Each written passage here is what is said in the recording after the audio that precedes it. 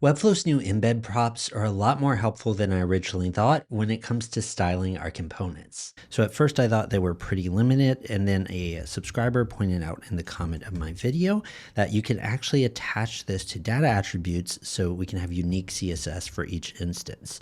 So for instance, I have this data slider large for large screens, and this value is being spun up in real time. So we can type any number we want, say 3.5, and the related CSS is being attached to that variable all in real time, so it's only affecting sliders that have that exact data attribute value. So this allows us to have these really nice separate fields for each screen size for the slider responsiveness. And there's been so many issues in the past that I wanted to address like this. So for instance, we have this number here, and it always really bugged me that I can update the number, but it's not actually showing the progress on this actual slider here.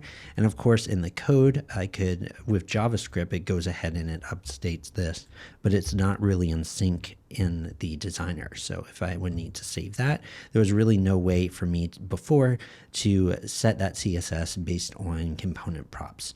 But now if I open this up, for instance, I have this form range, and I'm just attaching it to a data attribute that's scoped to this class. And then for the progress, we're taking the value divided by the max.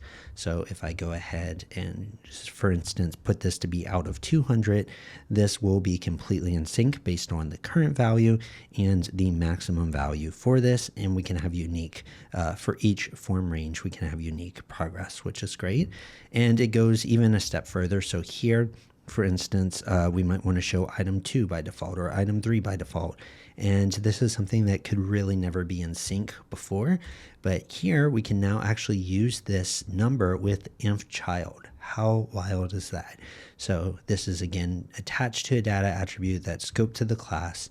And then I can say whenever this entire parent has an attribute with a value of 3, for instance, then find the third child inside. And this is just all being dynamically synced for. So it just opens up so much potential of things that were just never possible before.